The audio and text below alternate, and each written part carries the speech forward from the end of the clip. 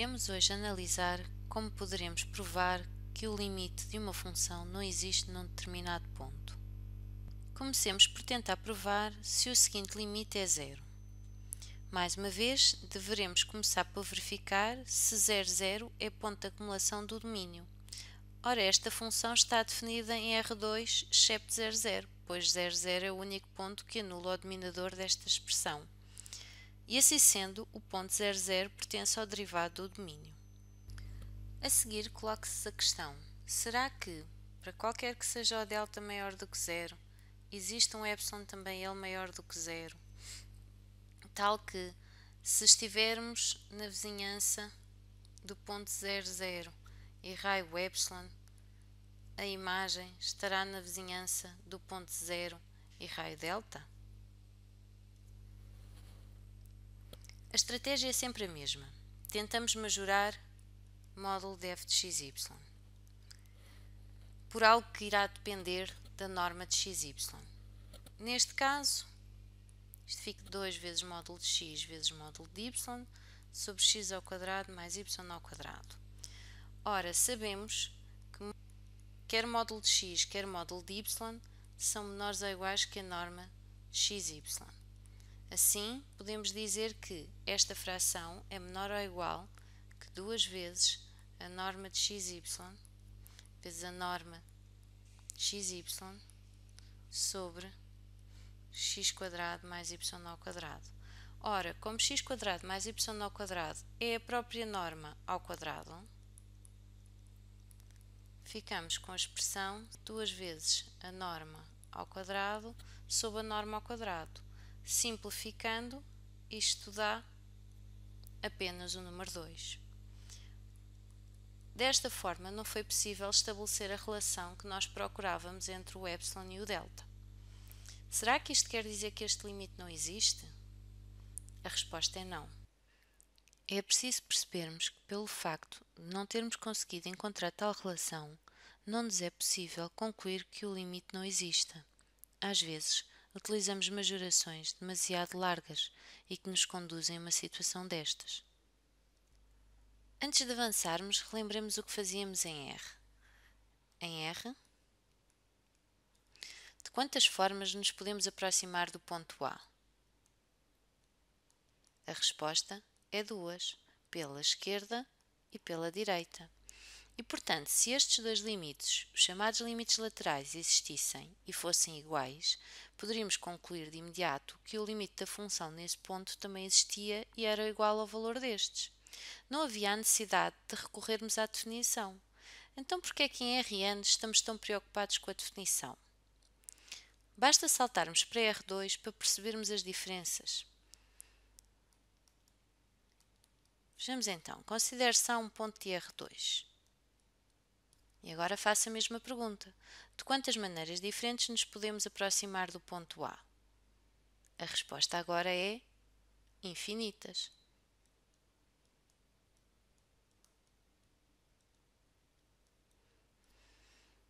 Ou seja, teríamos que provar que o limite segundo de cada uma destas trajetórias existia e era igual ao das outras. Ora, temos aqui aquilo a que podemos chamar de missão impossível.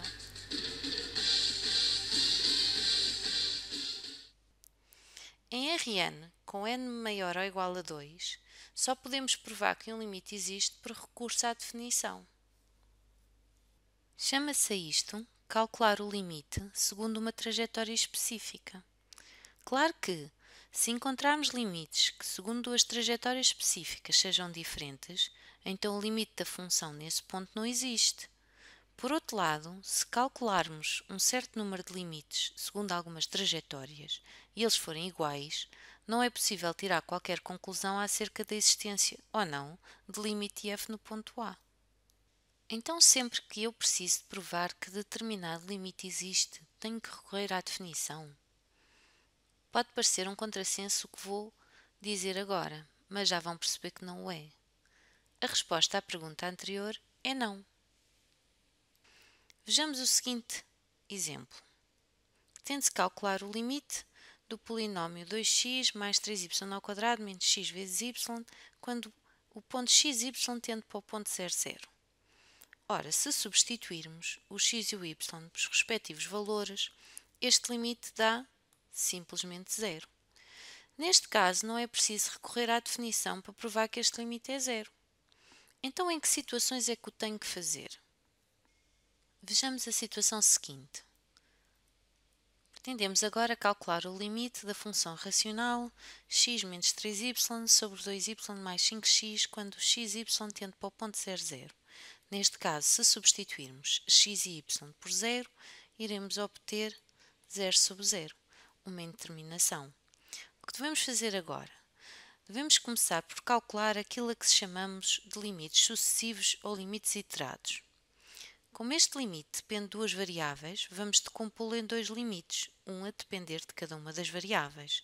Assim, ficamos com o limite quando x tende para 0 do limite quando y tende para 0 da função. Este corresponde a um dos limites iterados e temos o outro que resulta da troca das variáveis.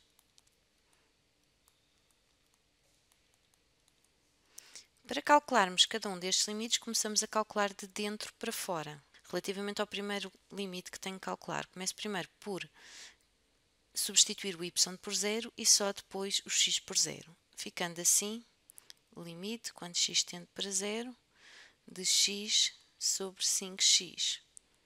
Ora, neste caso, o limite é 1/5. No segundo limite, fazendo o mesmo, começando de dentro para fora, portanto, em primeiro lugar vou substituir o x por 0 e depois então o y. Fico com o limite quando o y tende para 0 de menos 3y sobre 2y e, portanto, este limite dá menos 3/2. Como estes dois limites são diferentes, isto significa que o limite da função não existe no ponto 0, 0.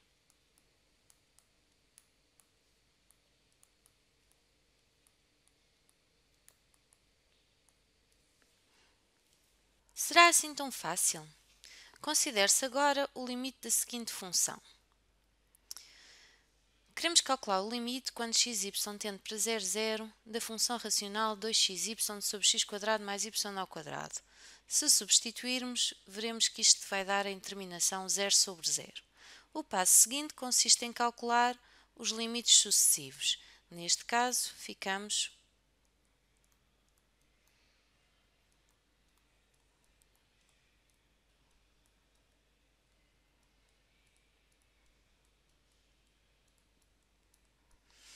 com a situação em que ambos são iguais e, portanto, nada podemos concluir a não ser que, se o limite existir, terá que ser 0. Vejamos agora um outro tipo de trajetórias, os chamados limites direcionais. Os limites direcionais consistem em nos aproximarmos do ponto através de retas. Relembrem que a equação da reta que passa pelo ponto AB e tem declive m é dada pela equação y igual a b mais m vezes x menos a. Assim, a equação da reta que passa pela origem é dada por y igual a mx. Teremos então que calcular os limites direcionais da função 2xy sobre x² mais y² quando o xy se aproxima do ponto 0, 0, mas agora segundo retas. Para isso, calculamos o limite, mas estamos a assumir que y e x têm a seguinte relação. Ora, este limite que depende de duas variáveis, ao assumirmos a relação entre y e x, passa a depender apenas de uma, x. Substituindo então y por mx, a função fica com o seguinte aspecto. Simplificando,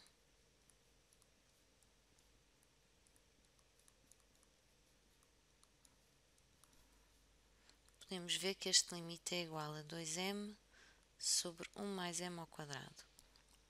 Com isto podemos concluir que, uma vez que para valores diferentes de m o limite segundo este tipo de trajetórias toma também valores diferentes, o limite que estamos a estudar não existe.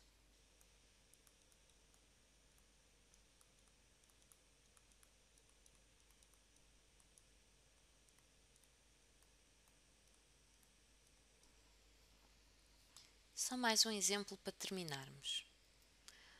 Mais uma vez, o limite para o ponto 00 de uma função racional. Substituindo, vamos obter, neste caso, também 00. O próximo passo consiste em calcularmos os limites sucessivos.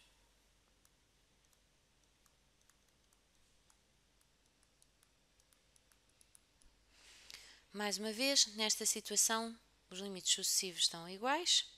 Portanto, a única coisa que podemos concluir de momento é que se este limite existir, terá que ser 0.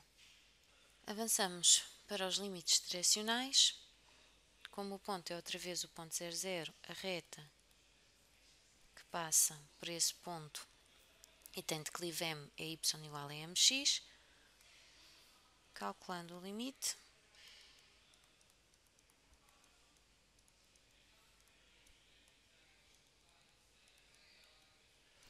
e ao contrário do que tivemos no exemplo anterior, neste caso todos estes limites são iguais a 0. Até agora só podemos dizer que este limite, se existir, será 0. Não podemos, apesar dos limites direcionais também darem 0, concluir que o limite da função no ponto 00 é 0. Contudo, se tentarmos avançar para a definição, não vamos conseguir estabelecer a relação entre o epsilon e o delta necessárias. Se olharmos um pouco melhor para a expressão que define a função e procurando encontrar alguma trajetória segundo a qual o limite se torne diferente de 0, podemos verificar que y igual a x² é a trajetória que procuramos. De facto, se calcularmos o limite desta função para o ponto 00 segundo esta trajetória, chegamos à conclusão que o limite, então, segundo a trajetória y igual a x² é 1/4, ou seja, é diferente do valor obtido pelas outras trajetórias. Portanto, a conclusão a retirar é de que este limite não existe.